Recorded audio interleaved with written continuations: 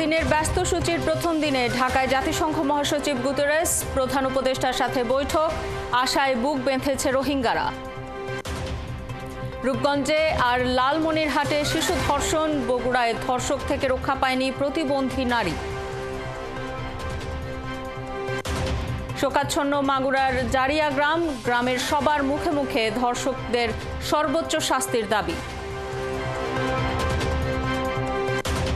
ইউক্রেনে যুদ্ধ বন্ধে যুক্তরাষ্ট্রের প্রস্তাবে একমত রাশিয়া, সংঘাতের কারণগুলো বিবেচনায় নেয়ার শর্ত পুতিনের। দ্য 100-এর প্লেয়ার্স ড্রাফট থেকে দল পাননি সাকিব, রিশাদ সহ কোনো 29 টাইগারের নাম।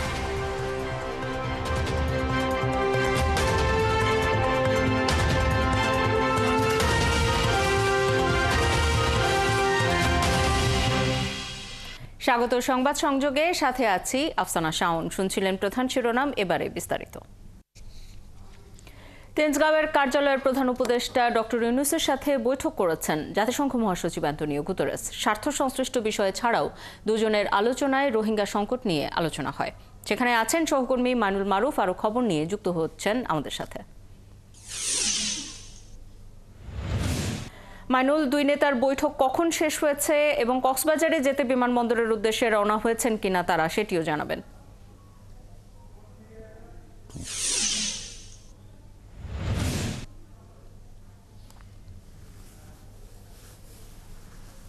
শাওন, ইতোমধ্যে কিন্তু 11টা বেজে গেছে এবং আমাদেরকে পূর্ব নির্ধারিত যে সকল সময় দেওয়া হয়েছিল সেই অনুযায়ী কিন্তু ইতোমধ্যে তাদের বেরিয়ে যাওয়ার কথা। তবে এখনও তারা বের হননি।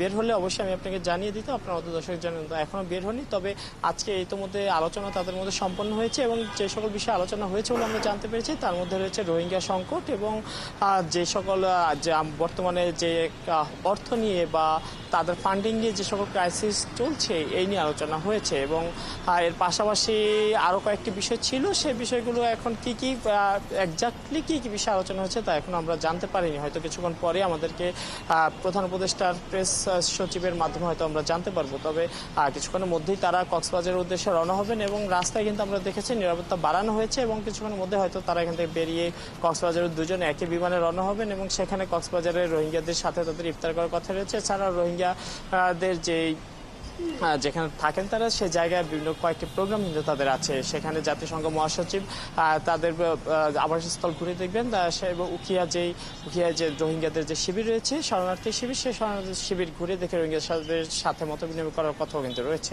আর পাশাপাশি সেখানে গিয়েও কিন্তু প্রধান উপদেষ্টার সাথে জাতিসংঘ মহাসচিবের কিন্তু আরও একটি বৈঠক হওয়ার কথা রয়েছে এবং সে বৈঠকেও কিন্তু রোহিঙ্গাদের সংকটের নিরসনে যা যা করণীয় সে বিষয়গুলো কিন্তু থাকবে বলে আমরা জানতে পেরেছি। এর পাশাপাশি তাদের সাথে ইফতারের কথা রয়েছে এবং কক্সবাজারের অন্যান্য বেশ কয়েকটি উন্নয়ন প্রকল্প কিন্তু প্রধান উপদেষ্টার ঘুরে দেখার কথা রয়েছে এবং তিনি আজ দিনব্যাপী কিন্তু এই প্রোগ্রাম এবং সন্ধ্যার পর কিন্তু তারা আবারও ফিরে আসবেন। ইফতার শেষ করে তারা কিন্তু আবারও ঢাকায় ফিরে আসবেন দুজনে একসাথে একই বিমানে এবং কিছুক্ষণের মধ্যে হয়তো তারা রওনা হবেন এবং সেই লক্ষ্যে সকল প্রস্তুতি কিন্তু সম্পন্ন হয়েছে এবং তারা জাতিসংঘের মহাসচিব এবং প্রধান উপদেষ্টা দুজন কিন্তু একই বিমানে কিন্তু কক্সবাজার যাওয়ার কথা রয়েছে এবং কক্সবাজার নেমে জাতিসংঘ মহাসচিব সরাসরি চলে যাবেন উখিয়া রোহিঙ্গা ক্যাম্পে এবং সেখানে তিনি রোহিঙ্গাদের সাথে খবর রাখতে থাকুন মাইনুল। নিশ্চয়ই পরবর্তী সংবাদ সংযোগে আরো তথ্যের জন্য ফিরবো আপনার কাছে আবারও। আমাদের সাথে সহকর্মী মাইনুল মারুফ যুক্ত হয়েছিলেন। 4 দিনের সফরে ঢাকায় অবস্থান করছেন জাতিসংঘ মহাসচিব অ্যান্তোনিও গুতেরেস। আজ সারাদিন ব্যস্ত সময় কাটাবেন তিনি। দিনের শুরুতেই হোটেল কন্টিনেন্টালে জাতিসংঘ মহাসচিবের সঙ্গে বৈঠক করেন পররাষ্ট্র উপদেষ্টা তৌহিদ হোসেন এবং রোহিঙ্গা বিষয়ক প্রধান উপদেষ্টার উচ্চ পর্যায়ের প্রতিনিধি ডক্টর খলিলুর রহমান। গুতেরেসের সঙ্গে দেখা করতে সকাল 8:30টায় হোটেল ইন্টারকন্টিনেন্টালে যান তারা। বাংলাদেশে রোহিঙ্গা সংকট সমাধান এবং রোহিঙ্গাদের জন্য তহবিল সংগ্রহে জাতিসংঘের মহাসচিবের সফর গুরুত্বপূর্ণ মনে করা হচ্ছে।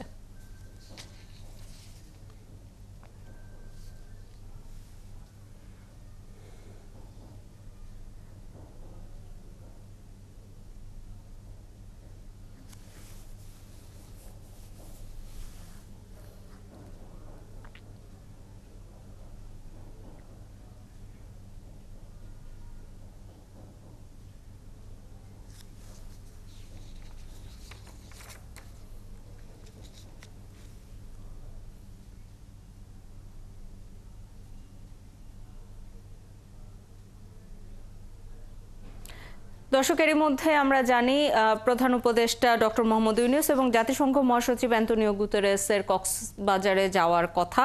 হযরত শাহজালাল আন্তর্জাতিক বিমানবন্দরে আছেন সহকর্মী নাদিয়া শারমিন, যুক্ত হচ্ছি তার সাথে।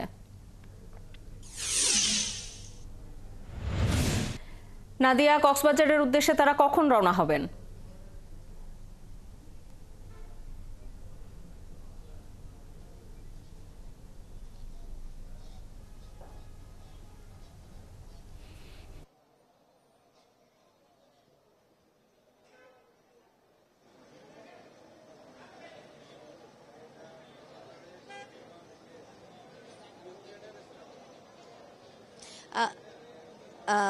শাওন, আসলে আপনি জানেন যে মারুফ যেমন বলছিল যে প্রধান উপদেষ্টার কার্যালয়ের বৈঠক শেষ করেই কিন্তু এই এয়ারপোর্টের মাধ্যমে তারা একটি বিমানযোগে, বিশেষ বিমানযোগে কক্সবাজার যাবেন এবং কক্সবাজারে কিন্তু একটি লম্বা শিডিউল রয়েছে এবং প্রধান উপদেষ্টার সাথে বৈঠক আমরা যতদূর বুঝতে পারছি প্রায় শেষ হবার পথে বা শেষ হয়ে গেছে।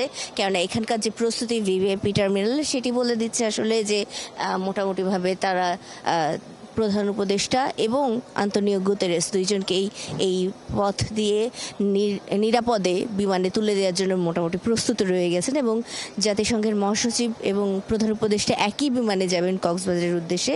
সেখানে মূলত রোহিঙ্গা ক্যাম্প পরিদর্শনটি মূল কার্যক্রম। তার আগে যেটি হবে যে কক্সবাজারে তাকে নামার পরে স্বাগত জানাবেন দুর্যোগ ব্যবস্থাপনা মন্ত্রণালয়ের দায়িত্বপ্রাপ্ত উপদেষ্টা ফারুকী আজম এবং সেখান থেকে তারা যাবেন উখিয়ার দিকে এবং তার আগে কক্সবাজারের বিমানবন্দরের পাশে খুরুশকুলের যে জায়গাগুলো, খুরুশকুল জলবায়ু উদ্বাস্তু কেন্দ্র, সেটিও পরিদর্শনের একটি শিডিউল রয়েছে, সেটি করার কথা রয়েছে এবং উখিয়াতে মূলত গিয়ে সেখানে রোহিঙ্গা লার্নিং সেন্টার, রোহিঙ্গাদের সাংস্কৃতিক কেন্দ্র, পাটজাত যে পণ্য সেগুলোর উৎপাদন কেন্দ্র, এই অর্থাৎ রোহিঙ্গাদের ওইখানকার জীবন জীবিকা নিয়ে যে বিস্তৃতি, সাংস্কৃতিক কার্যক্রম, সবগুলো কার্যক্রম তিনি আসলে এই জায়গাগুলো থেকে পর্যবেক্ষণ করবেন।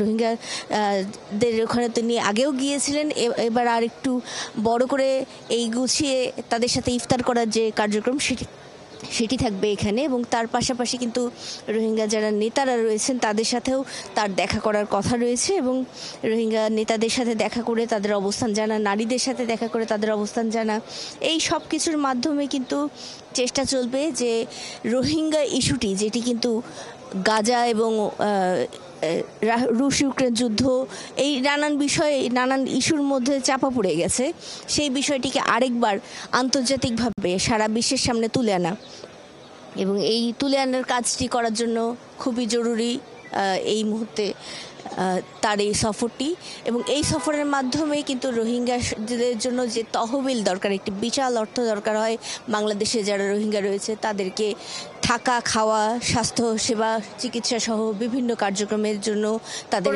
নিরাপত্তার ব্যবস্থার জন্য, সব মিলিয়ে তাদেরকে এখানে রাখা এবং তাদের খবর রাখতে থাকুন, প্রয়োজনে ফিরবো আপনার কাছে। ধন্যবাদ যুক্ত হবার জন্য। রোহিঙ্গাদের জন্য জাতিসংঘের মাসিক খাবারের বরাদ্দ অর্ধেক কমানোর পরিকল্পনার বিষয়ে আন্তর্জাতিক সম্প্রদায়কে জরুরি ভিত্তিতে পদক্ষেপ নেওয়ার আহ্বান জানিয়েছে অ্যামনেস্টি ইন্টারন্যাশনাল। জাতিসংঘ মহাসচিব অ্যান্তোনিও গুতেরেস যখন 4 দিনের সফরে বাংলাদেশে অবস্থান করছেন তখন এক বিবৃতিতে লন্ডন ভিত্তিক মানবাধিকার সংস্থাটি এই আহ্বান জানায়। বৃহস্পতিবার সংস্থাটির বরাতে জানানো হয়, বরাদ্দ অর্ধেকে নেমে আসলে রোহিঙ্গাদের ওপর এক ভয়াবহ প্রভাব হবে। নাজুক পরিস্থিতি এড়াতে আন্তর্জাতিক সম্প্রদায়কে অবশ্যই প্রয়োজনীয় সহযোগিতা করতে হবে। এর আগে 5 মার্চ জাতিসংঘের সহযোগী সংস্থা বিশ্ব খাদ্য কর্মসূচি WFP লিখিতভাবে রোহিঙ্গাদের জন্য খাবারের বরাদ্দ অর্ধেকের বেশি কমানোর পরিকল্পনার কথা বাংলাদেশকে জানায়।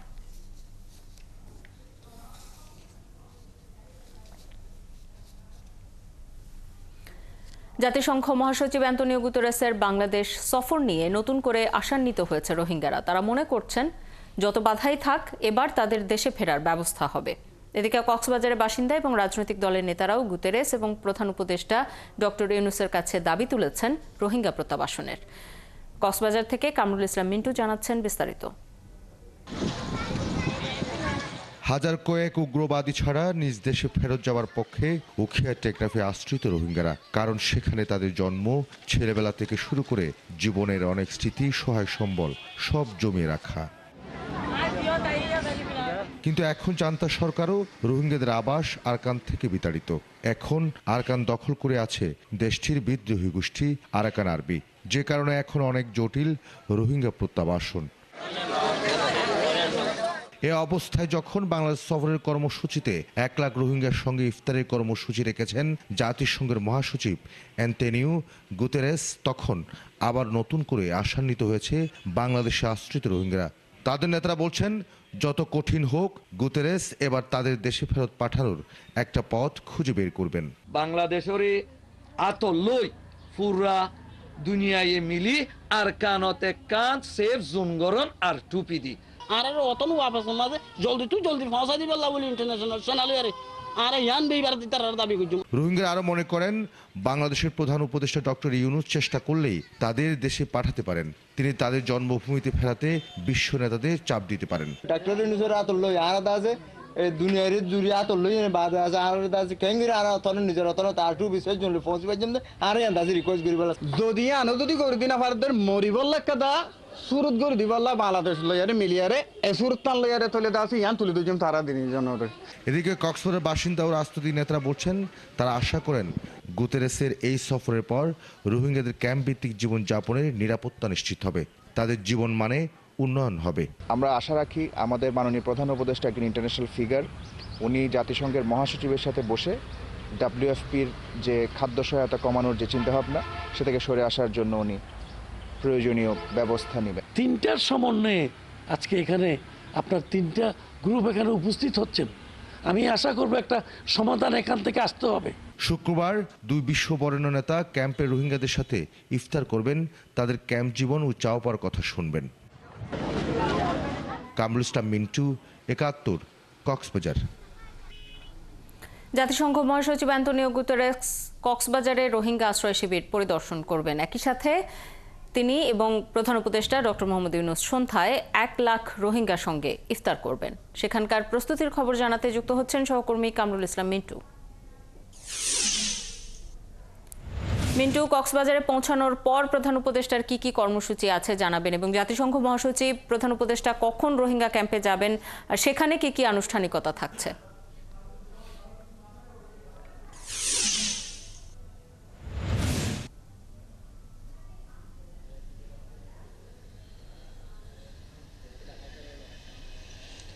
প্রধান উপদেষ্টা এবং মহাসচিব দুজনে পৌঁছাবেন 1 ঘন্টা পর, অর্থাৎ 12টা 10-এর সময় কক্সবাজার পৌঁছাবেন এবং পৌঁছানোর পরপরই কক্সবাজারের যে বিমানবন্দর সম্প্রসারণের যে বর্ধিত অংশটি প্রধান উপদেষ্টা উদ্বোধন করবেন। সে সময় পর্যন্ত রেস্টে থাকবেন জাতিসংঘের মহাসচিব, এবং এরপরে তিনি প্রধান উপদেষ্টা এরপরে কক্সবাজারে যে এশিয়ার সর্ববৃহৎ আশ্রয়ণ প্রকল্প, সেই আশ্রয়ণ প্রকল্প মানুষের সাথে কথা বলবেন, সেখানে যে কার্যক্রমগুলো চলছে সেগুলো পরিদর্শন করবেন এবং সেখানকার মানুষের সুযোগ সুবিধা নিয়ে কথা বলবেন, তাদের সাথে কথা বলবেন। এরপরে কক্সবাজারের শহরের মধ্যে বিয়াম স্কুল, সেখানে সুধীজনদের সাথে কথা বলবেন, বিশেষ করে পর্যটন সংশ্লিষ্ট যারা ব্যবসায়ী আছেন, কক্সবাজারের পর্যটন উন্নয়ন সহ নানা বিষয় নিয়ে তিনি একটা মত বিনিময় সভায় অংশগ্রহণ করবেন। এরপরে গুতেরেসকে সাথে করে নিয়ে তিনি রোহিঙ্গা ক্যাম্পে রওনা দিবেন 2:30 বা 3টার দিকে বিকেল, এবং সেখানে রোহিঙ্গা ক্যাম্পের যে 18, 14, 18, 20, 5,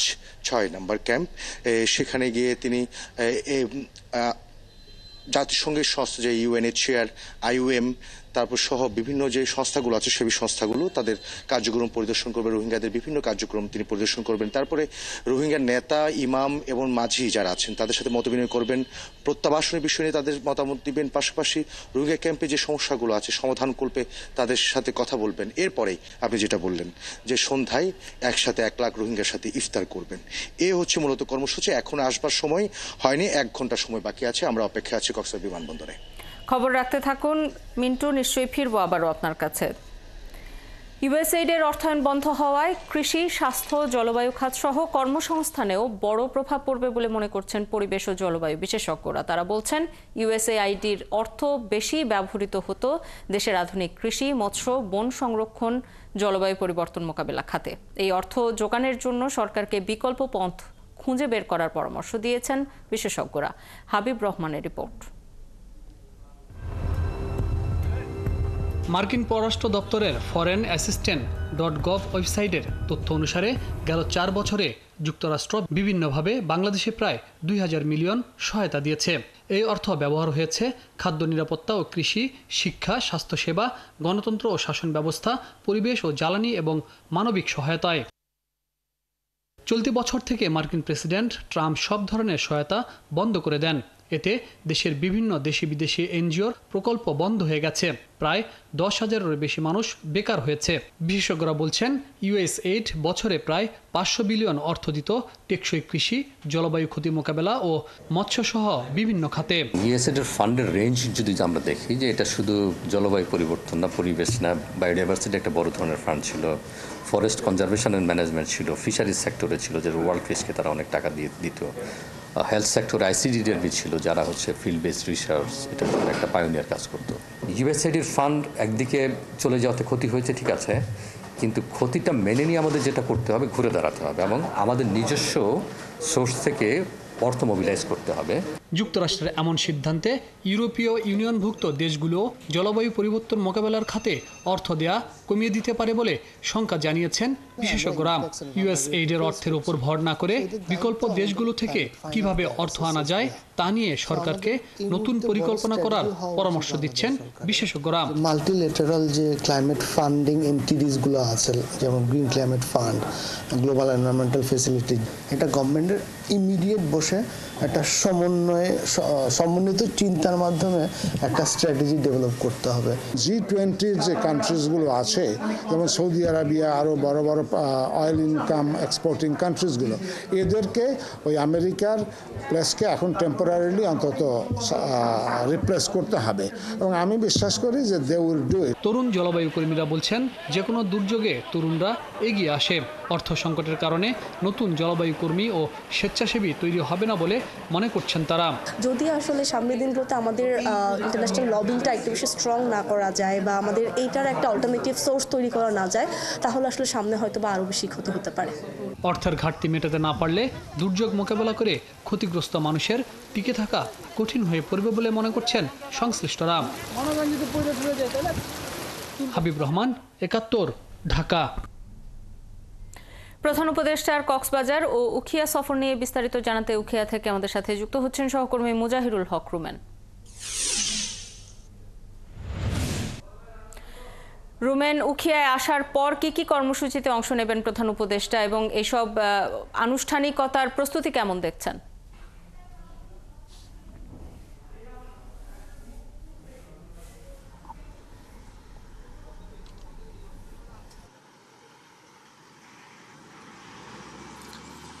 প্রধান উপদেষ্টা এবং জাতিসংঘ মহাসচিব ঢাকা থেকে রওনা করার পরে এখানে আপনার কক্সবাজার এয়ারপোর্টে পৌঁছাবেন এবং কক্সবাজার এয়ারপোর্টে পৌঁছানোর পরে আপনার প্রধান উপদেষ্টা সেখানে নতুন এয়ারপোর্ট পরিদর্শন করবেন এবং আরেকটি অনুষ্ঠানে যোগদান পরে তারা দুইজনই হচ্ছে উখিয়ায় আপনার রোহিঙ্গা ক্যাম্পে আসবেন এবং এইখানে একটি লার্নিং সেন্টার পরিদর্শন করবেন, একই সাথে কালচারাল সেন্টার পরিদর্শন করবেন, তারপর একটি পাটজাত পণ্য উৎপাদন কেন্দ্র পরিদর্শন শেষে এখানে প্রায় লক্ষাধিক রোহিঙ্গার সাথে আপনার আজকের ইফতারে অংশগ্রহণ করবেন এবং এই সফরের মধ্য দিয়ে আসলে এই মুহূর্তে রোহিঙ্গা নিয়ে যেই ধরনের সংকটে বাংলাদেশ পড়ছে সেই সব সংকটের একটা সমাধান আসার সম্ভাবনা দেখছেন আসলে সংশ্লিষ্টরা এবং এই পুরো আলোচনার মধ্য দিয়ে হয়তো আমরা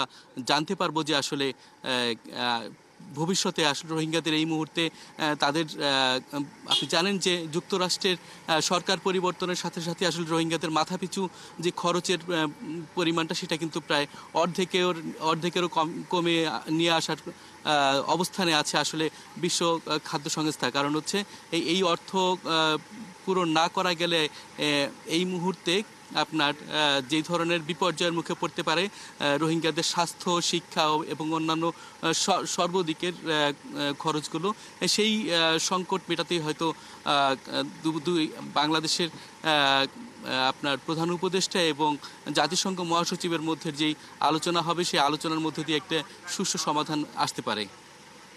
খবর রাখতে থাকুন রুমেন, নিশ্চয়ই ফিরবো আবারও আপনার কাছে। ধন্যবাদ যুক্ত হওয়ার জন্য। দর্শক, উখিয়া থেকে আমাদের সাথে যুক্ত হয়েছিলেন সহকর্মী মুজাহিরুল হক রুমেন। দর্শক, আমরা এরই মধ্যে জানি জাতিসংঘ মহাসচিব অ্যান্তোনিও গুতেরেস এবং প্রধান উপদেষ্টা ডক্টর মোহাম্মদ ইউনূস একই বিমানে করে কক্সবাজারের উদ্দেশ্যে রওনা হবার কথা তাদের। তারা এই মুহূর্তে রওনা হয়েছেন এবং এয়ারপোর্টের কাছাকাছি আছেন। সেখানে আছেন সহকর্মী নাদিয়া শারমিন, যুক্ত হচ্ছি তার সাথে। নাদিয়া, আমরা এরই মধ্যে জেনেছি ডক্টর মোহাম্মদ ইউনূসের গাড়িবহর বিমানবন্দরের কাছাকাছি পৌঁছেছে। আপনার কাছে কি খবর আছে, তারা কখন রওনা হচ্ছেন?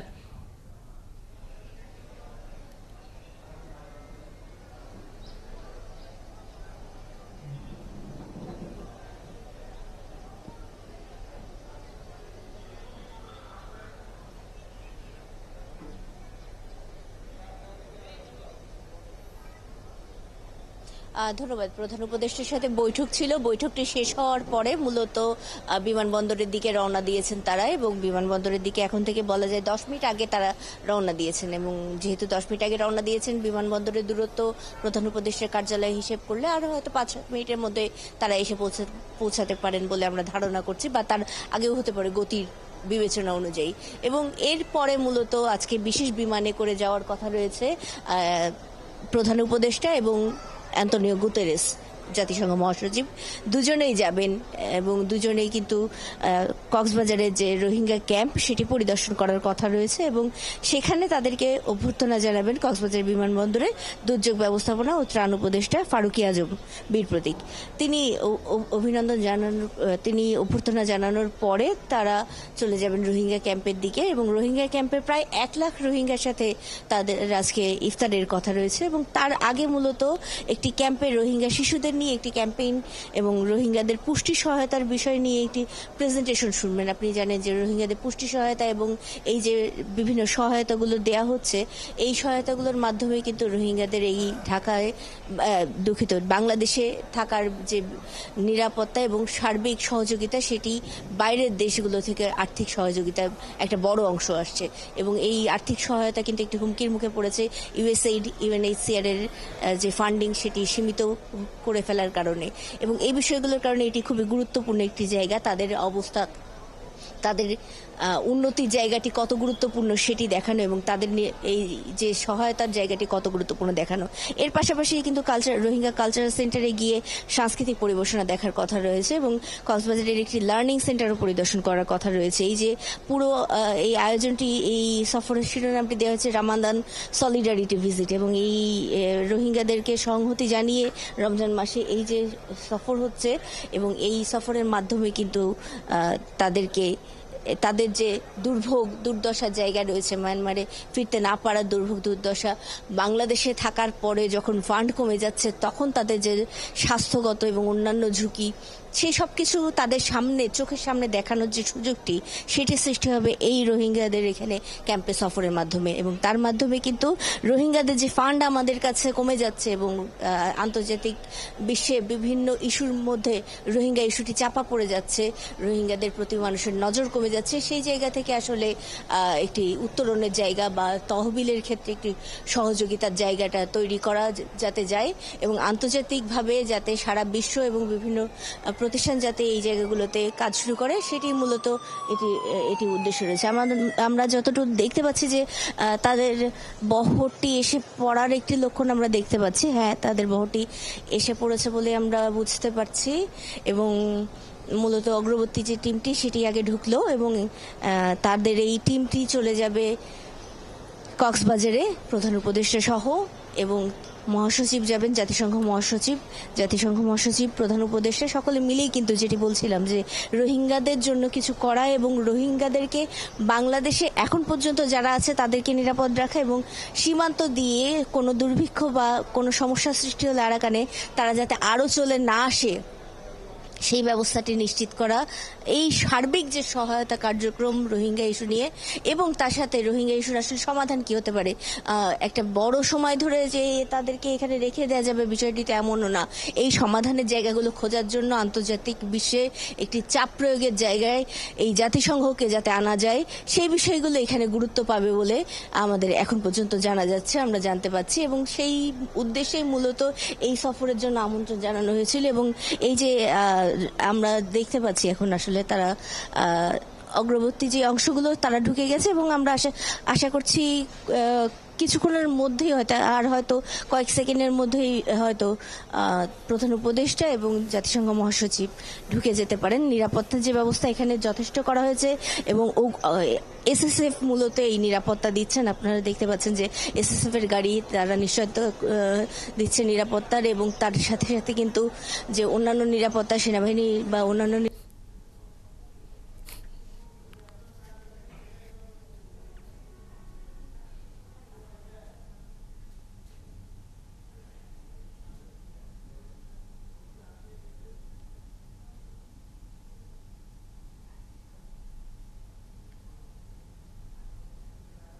সুন্দর হয়, সুষ্ঠু হয়, এবং এখান থেকে তিনি যে জানা নিয়ে যে এই তথ্যগুলো নিয়ে ফিরে যাবেন দেশে জাতিসংঘের সদর দপ্তরে, সেইটার মাধ্যমে যাতে বাংলাদেশের জন্য এবং বাংলাদেশে অবস্থানরত রোহিঙ্গাদের জন্য তার কিছু করার অবসর থাকে, তারা যাতে এই সহায়তা জায়গাগুলোতে আসতে পারেন, এবং সেই কারণেই কিন্তু মূলত এই সফরটিকে গুরুত্বপূর্ণ বলা হচ্ছে। আমাদের প্রধান উপদেষ্টা তাকে আমন্ত্রণ জানিয়েছিলেন এই সফরের জন্য, এবং সেই আমন্ত্রণের উপর নির্ভর করেই তিনি কিন্তু এখানে এসেছেন, এবং এই বাংলাদেশের ভেতরে রোহিঙ্গাদের অবস্থান, বাংলাদেশের গণতন্ত্রের পথে অগ্রযাত্রা, সবকিছু কিন্তু তিনি পর্যবেক্ষণের জন্য চেষ্টা করবেন, এবং তাকে এই বিষয়গুলো সম্পর্কে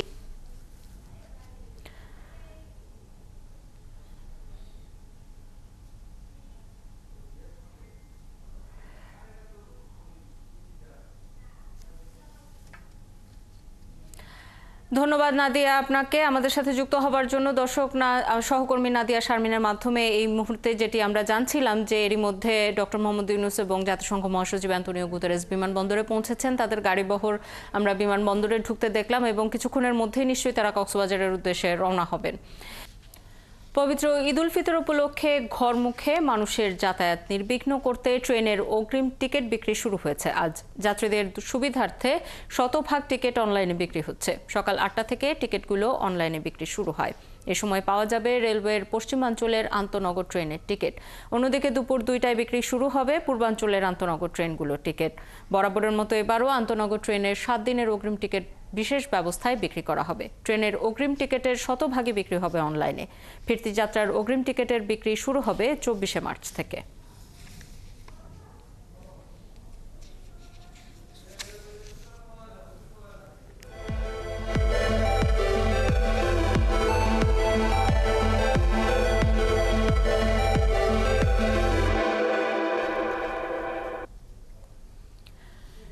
ঈদ সামনে রেখে ফ্যাশন হাউস সারার সিলেটের কুমারপাড়ার আউটলেট এখন নতুন নতুন ডিজাইনের পোশাকে ভরপুর। ক্রেতারা বলছেন দাম সাধ্যের মধ্যে থাকায় তাদের অন্যতম পছন্দ এখন সারা। এছাড়া একই ছাদের নিচে পরিবারের সবার পোশাক মেলায় ঝামেলা এড়াতে তারা সারাকেই বেছে নিচ্ছেন। সাকিব আহমদ মিঠুর তথ্য, ছবিতে প্রতিবেদন। ঈদ উপলক্ষে ফ্যাশন সচেতন অনেক মানুষের পছন্দের অন্যতম জায়গা সারা ফ্যাশন হাউস। ছেলেদের আকর্ষণীয় ডিজাইনের punjabi, shirt, pant, T shirt আর মেয়েদের 3 পিস, 2 পিস, টপ, শাড়ি সহ পছন্দের পোশাক কিনতে সারার কুমারপাড়ার আউটলেটে অনেকে ভিড় করছেন। সারাতে এবার সবচেয়ে আকর্ষণ ফ্যামিলি সেট। বাবা মা আর 2 থেকে 12 বছরের সন্তান রং মিলিয়ে একই পোশাক পরতে পারবেন। এছাড়া সারার অন্যান্য পোশাকের নতুন কালেকশনে সন্তুষ্টি প্রকাশ করেছেন ক্রেতারা। জানিয়েছেন কেন তারা সারার পোশাক পছন্দ করেন। আমি এবারও আসছি পাঞ্জাবি কেনার জন্য। অন্যান্য ব্র্যান্ড থেকে সারা গুণগত মান অত্যন্ত ভালো, কমফোর্টেবল, পরার জন্য সাইজটা যাতে ফিটিংসটা ভালো হয় এমন ভালোই লাগছে। নতুন কালেকশনগুলো ভালো আসছে। বাচ্চার জন্য পাঞ্জাবি, কোটি এগুলো দেখতে আসছে। কালেকশনগুলো বেশ ভালো, আর নতুন কালেকশনগুলো যেগুলো উঠেছে সেগুলো হচ্ছে আগের চেয়ে, মানে আমি কিছুদিন আগেও একবার এসেছিলাম, তার চেয়েও বেশ আপডেটেড এবং সুন্দর লেগেছে আমার কাছে। সারা ফ্যাশন হাউজের কর্মকর্তারা জানান, সব বয়সী নারী পুরুষ ও শিশুদের মন জয় করতে তারা এবারের ঈদে আকর্ষণীয় ডিজাইনের নতুন নতুন পোশাক এনেছেন। সেই সাথে আছে অনেকগুলো অফার ও ডিসকাউন্ট। আপডেট করা হয়েছে, আশা করছি কাস্টমাররা স্যাটিসফাইড হবে। আমাদের যে সাব ব্র্যান্ড ঢেউ, ওইটাতে হচ্ছে সিলেক্টেড কিছু আইটেমে 70% ডিসকাউন্টও আছে। রিজনেবল প্রাইসে কোয়ালিটিফুল প্রোডাক্ট দেওয়ার, এইটাই আমাদের লক্ষ্য। অন্যদিকে প্রতি 4000 টাকার কেনাকাটায় ক্রেতারা পাচ্ছেন একটি কুপন, তারপর লটারির মাধ্যমে একজন পেয়ে যাবেন একটি রয়্যাল এনফিল্ড বাইক। নূর তাজমিন নীর, ৭১। রাজধানীতে অভিযানে নেমেছে ভোক্তা অধিকার সংরক্ষণ অধিদপ্তর। অভিযানের খবর রাখছেন সহকর্মী মোহন ইসলাম, সরাসরি যুক্ত হচ্ছি তার সাথে। মোহন, কেন অভিযানে নেমেছে ভোক্তা অধিকার অধিদপ্তর? এ পর্যন্ত কতজনকে জরিমানা করা হলো? আমান ভাই,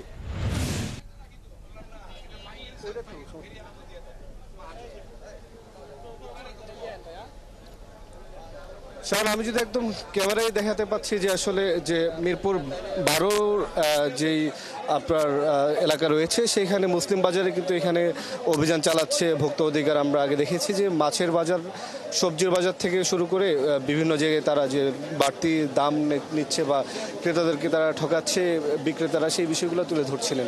আমরা দেখছিলাম যে এখন মুরগির বাজারে এসেছেন এবং এখানে আমরা দেখেছি যে ক্রেতাদের অভিযোগ রয়েছে যে বাড়তি দাম রাখে, অর্থাৎ যে ওজনটা কমিয়ে ফেলে। আমরা যদি একটু ভোক্তা অধিকারের সহকারী পরিচালক রয়েছেন আমাদের এখানে জব্বার মণ্ডল, আমরা একটু তার সাথে কথা বলবো। জব্বার ভাই, একটু লাইভে ছিলাম, একটু যদি বলেন যে আপনারা আজকে অভিযান চালালেন, এখন পর্যন্ত কি পেলেন এখানে? যেখানে এখানে শাকসবজি থেকে শুরু করে অন্যান্য নিত্য প্রয়োজনীয় যে পণ্য সবগুলো এখানে আমরা দেখলাম পর্যাপ্ত সরবরাহ রয়েছে এবং বাজারে এগুলোর দাম সহনীয় মাত্রায় রয়েছে। আমরা যেমন দেখলাম যে শসা বিক্রি হচ্ছে যে 40 টাকা কেজি, বেগুন বিক্রি হচ্ছে 50 টাকা থেকে 60 টাকা কেজি। একই সাথে আমরা দেখলাম যে কাঁচামরিচ 50 টাকা কেজি। এখানে সয়াবিন তেলের যে ক্রাইসিসের কথা বলা হচ্ছিল সেটি নেই, পর্যাপ্ত রয়েছে। কোনো অনিয়ম আসলে দেখছেন কি? এখানে আমরা যে মুরগির দোকানগুলোতে আমরা দেখলাম যে কালার বার্ড বলে, এই যে সোনালী মুরগি বলে বিক্রি করা হচ্ছে। একই সাথে নিজের কাছে নিজে বিক্রি করেছেন, অর্থাৎ পাইকারি বিক্রেতা যিনি, উনি খুচরা বিক্রেতা, নিজের কাছে বেশি দামে বিক্রি করে কাস্টমারদের কাছে অতিরিক্ত পয়সা নেওয়ার যে প্রবণতা, সেটি আমরা এখানে খেয়াল করেছি। তো এই প্রতিষ্ঠানটিকে আমাদের আইনের আওতায় নিয়ে আসতে হচ্ছে, এরকম বিষয়। তাছাড়া অন্যান্য যে পণ্যের ক্ষেত্রে আমাদের স্বস্তিদায়ক আমরা মেসেজটাই দিতে চাচ্ছি। ধন্যবাদ আপনাকে। যেমনটা শাওন শুনছিলেন যে এখানে মুরগির বাজারে যিনি মুরগি বিক্রি করছেন তিনি পাইকারি বিক্রেতা, আবার খুচরা বিক্রেতা, নিজের কাছে নিজে বাড়তি টাকা বিক্রি করে সেগুলো আবার ক্রেতার কাছে ধরিয়ে দিচ্ছে বাড়তি দামে, যে জন্য এখানে আসলে অভিযানটা চালাচ্ছে। এটা জরিমানা করতে পারে এবং অন্যান্য বাজার যেগুলো রয়েছে সেগুলো স্বস্তিদায়ক আছে বলেই কিন্তু ভোক্তার যিনি সহকারী পরিচালক আব্দুল জব্বার মণ্ডল আমাদেরকে জানাচ্ছিলেন। শাওন। মোহন, আপনাকে ধন্যবাদ। নারায়ণগঞ্জের রূপগঞ্জে চকলেটের প্রলোভন দেখিয়ে 7 বছরের এক শিশুকে ধর্ষণের অভিযোগ উঠেছে এক কাঁচামাল ব্যবসায়ীর বিরুদ্ধে। বৃহস্পতিবার দুপুরে উপজেলার তারাবো পৌরসভার রূপসী বাঘাবাড়ি এলাকায় এই ঘটনা ঘটে। স্থানীয়রা জানান, দুপুরে শিশুটিকে প্রলোভন দেখিয়ে নিজের দোকানে নিয়ে ধর্ষণ করে অভিযুক্ত। এ সময় এক নারী ওই দোকানে শুটকি কিনতে গেলে বিষয়টি দেখে স্থানীয়দের খবর দেন। ঘটনা জানাজানি হলে রাতে স্থানীয় প্রভাবশালী একটি পক্ষ শিশুটির বাবা মাকে হুমকি এবং 5000 টাকা দিয়ে বিষয়টি ধামাচাপা দেওয়ার চেষ্টা করে। এরপর এলাকাবাসী বিষয়টি জেনে অভিযুক্তর বাড়ির সামনে বিক্ষোভ শুরু করেন। খবর পেয়ে রাত 11টার দিকে রূপগঞ্জ থানা পুলিশের সদস্যরা ঘটনাস্থলে আসেন। এরপর শিশুটিকে উদ্ধার করে ঢাকা মেডিকেল কলেজ হাসপাতালে ভর্তি করা হয়। রূপগঞ্জের উপজেলা নির্বাহী কর্মকর্তা জানান, ধর্ষণের অভিযোগের সত্যতা নিশ্চিত করতে ডাক্তারি পরীক্ষা হবে। অভিযুক্তকে গ্রেপ্তারের চেষ্টা চলছে বলেও জানান তিনি।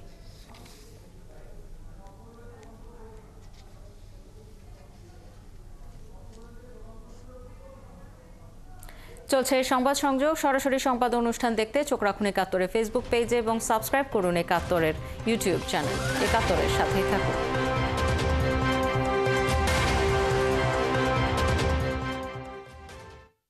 সারাদিন রোজা রাখার জন্য শরীরে দরকার পড়ে অনেক বেশি পুষ্টির। শরীরের পুষ্টির চাহিদা পূরণের জন্য প্রতিদিনের সেহরি ও ইফতারে